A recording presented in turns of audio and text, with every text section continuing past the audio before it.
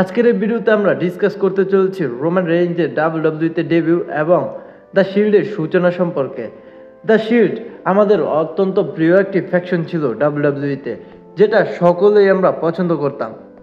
আপনি যদি এই শিল্ডের সূচনা সম্পর্কে জানতে চান এবং রোমান রেঞ্জের ডাব্লিউডাব্লিউইতে ডেবিউ সম্পর্কে জানতে চান, তাহলে ভিডিওটি না টেনে সম্পূর্ণ দেখতে থাকুন। আর আপনি যদি আমাদের এই চ্যানেলের নতুন দর্শক হয়ে থাকেন, তাহলে চ্যানেলটিকে সাবস্ক্রাইব করে সাথেই থাকবেন।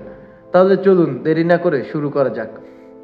রোমান রেঞ্জ ডাব্লিউডাব্লিউ এর মেইন রোস্টারে ডেবিউ করে 18 নভেম্বর 2012-তে সার্ভাইভাল সিরিজ পেপার-ভিউতে ডিন অ্যামব্রোস ও সেথ রোলিন্সের সাথে দ্য শিল্ড নামক ভয়ঙ্কর টিমের একজন সদস্য হয়ে। দ্য শিল্ড তাদের ডেবিউতে রাইব্যাককে অ্যাটাক করে সিএম পাঙ্ককে চ্যাম্পিয়ন হতে সাহায্য করেছিল। শিল্ডের প্রথম ফিউড হয়েছিল WWE tag team champion can এবং ড্যানিয়েল ব্রায়ানের টিম হেল নো এর সাথে।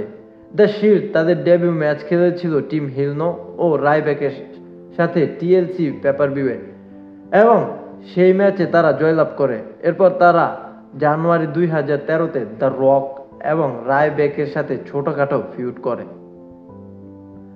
ফেব্রুয়ারি 2013-তে শিল্ড বনাম জন সিনা, রাইব্যাক ও সেই ম্যাচের এলিমিনেশন চেম্বার ম্যাচ হয়। দ্য শিল্ড সেই ম্যাচটাও জিতে নেয়। এরপর সেই ম্যাচ রেন্ডি অর্টন ও বিগ শো এর সাথে টিম করে রেসলম্যানিয়াতে দ্য শিল্ডের সাথে খেলে। সেই ম্যাচটাও দ্য শিল্ড জিতে নেয়। এরপর দ্য শিল্ড আবার টিম হিল নো এর সাথে ফিউড করে এবং 19 মের এক্সট্রিম রুলসে রোমান রেঞ্জ ও Seth Rollins W W tag team champion হয়েছিল। এরপর তারা Team Hell No, the Usos and Prime Time প্লেয়ার্সদের সাথে তাদের টাইটেল ডিফেন্ড করে। 23 সেপ্টেম্বর রতে দ্য শিল্ড একটি 11-on-3 11 জন বনাম 3 জনের হ্যান্ডিক্যাপ এলিমিনেশন ম্যাচ খেলে।